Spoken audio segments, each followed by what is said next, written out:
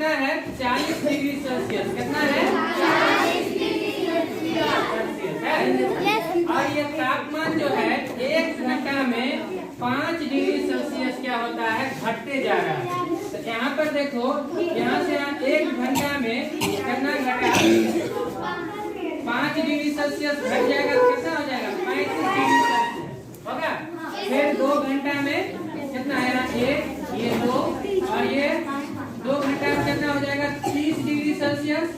और तीसरी घंटा में क्या हो जाएगा 25 डिग्री सेल्सियस। उसके बाद क्या होगा 20 डिग्री सेल्सियस।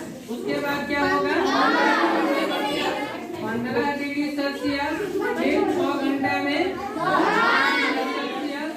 और फिर 7वां घंटा में कितना हो जाएगा 5 डिग्री सेल्सियस। और फिर ये 5 में से 5 जगह क्या हो जाएगा 0 डिग्री सेल्सियस।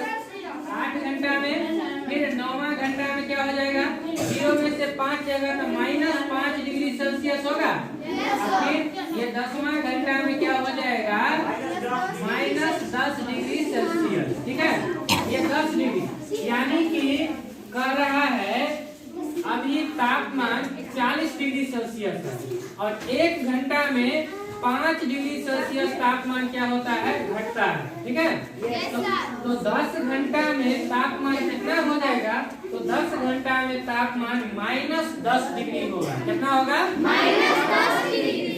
10 घंटा के बाद -10 डिग्री सेल्सियस तापमान हो जाएगा। ठीक है, ये लाइन ग्राफ पर आप लोग सीखे हैं। अगर डायरेक्ट आपको बनाना होगा है वर्तमान में तापमान कितना है 40 डिग्री सेल्सियस है ना। 40 डिग्री सेल्सियस। 1 घंटा में तापमान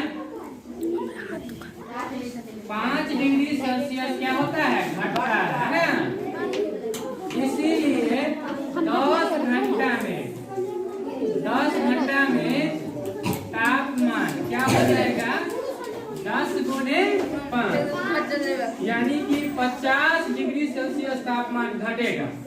तो 40 डिग्री सेल्सियस तापमान था, अब कितना हो गया 10 घंटा बाद 50 डिग्री सेल्सियस तापमान घट गया। तो 40 डिग्री में से 50 डिग्री सेल्सियस तापमान घटा देंगे तो -10 डिग्री सेल्सियस होगा।